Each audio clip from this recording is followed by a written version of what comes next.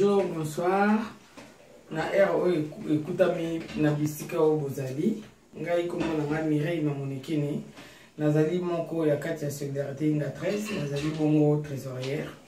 Ezaka un rappel toujours ça là concernant soirée à charité ou toujours tobongisi pour la bande connue surtout il y a date il y a le 28 octobre où tozali toujours benga bande connue surtout ici au bakutami na Europe mobimba ezaka la solidarité ya bana ya quartier 13 T mais ils appellent sous occasion où yakutana bande konyoso ya njili na bande konyoso oyo basepeli na initiative autozui ya kusala feti oyo poto kutana biso nyonso tout donc voilà toza penza na besoin ya bato ebele boya ebele ba oyo basombi bazi occasion ya somba ba invitation te bokoyi koya sur place vous avez appelé une invitation pour voter que la bino sur place donc ndenge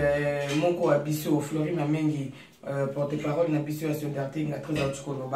ouais l'équipe mon bosso nanga 30 € couple les akaraté qu'il faut vous avancer dans balle couple les ali beaucoup za ba masami balé boyokani ke boya la bino botier 15 bosombi invitation na bino na 30 € ou bien sur vous ayo moko ils en a 20 €. Pe na kati ya 30 € to 20 € wana kolia komela banda ebandeli ya soirée tina suka ya soirée eza na kati ya mbongo oyo bosombela tike na bino ba surprise ezali ebele bon c'était là parce qu'ils ont vraiment fait bien qu'ils ont soirée à charité mais ils ont peu avant tout fait pour retrouver une ébi qui vous avez belé il y a bande ko belé il y a 13 to bande ko mususu o peto yebani ya ba quartier mususu bazaka bipa ina bipa yi to ko na de jour wana le 28 octobre donc vraiment pour ça biso ezali to zala ebele mukolango pour to expliquer bino eloko nini o to bengi solidarité inga 13 musala nini tozo sala na solidarité inga 13